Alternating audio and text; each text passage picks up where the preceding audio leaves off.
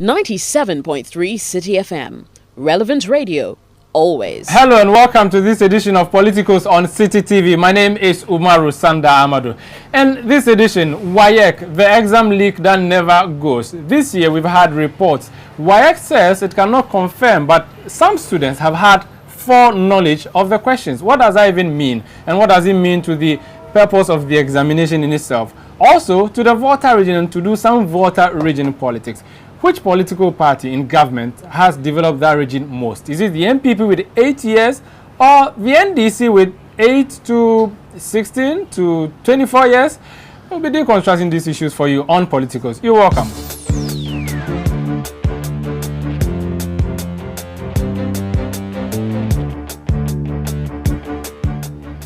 Okay, so this week, the Daily Graphic newspaper reported that some question papers from the ongoing West African Senior High School Certificate examinations have leaked to students.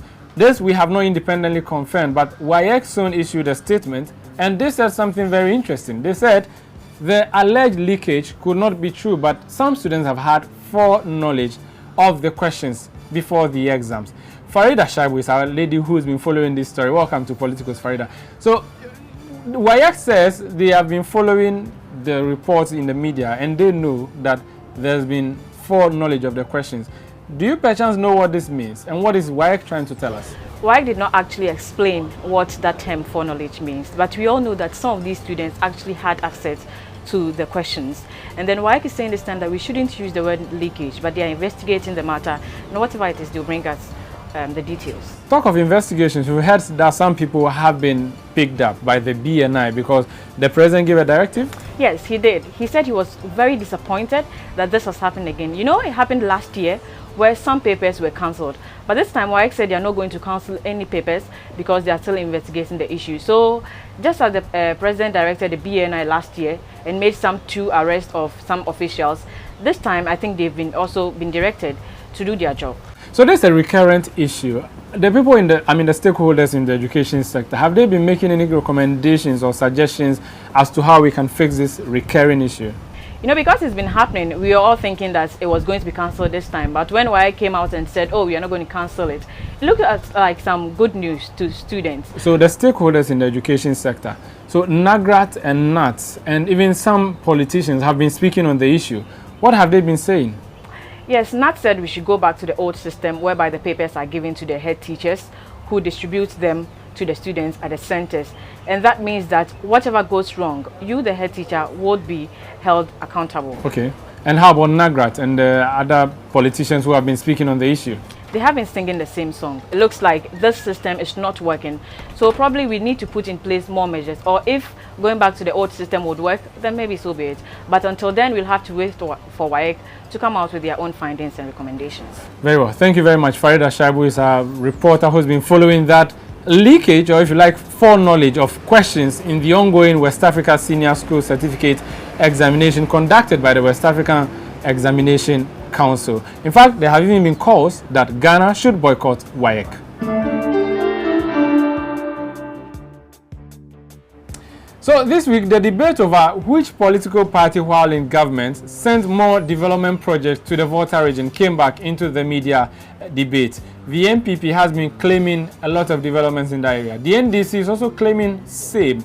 Now, the NDC, as you know, has a Volta region as its World Bank. That means most of the votes that come from that region go to the NDC. But who actually developed this region the most? But that seems to be the debate between the political parties. Does it even matter to have such a debate? Sami Wiafi is from the political desk of Citi FM. He joins me now. So, Sami, why did this debate even come up?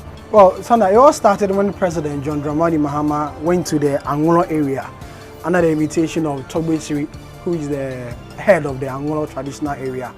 Once addressing them, the issue of development came. And then President Mahama says there are some elements within the MPP who are going around in the region saying that the NDC has done nothing for the region ever since they assumed the reins of power. Now the president in response says those elements saying those things, which are the MPP people, what did they do for the region when they were in office for 8 years under President Kufuor? They did absolutely nothing. And so his record as far as developing the region is concerned cannot be compared to what the MPP did in the last 8 years. Okay. Now, and then the MPP struck back. The MPP came back. It provoked debate.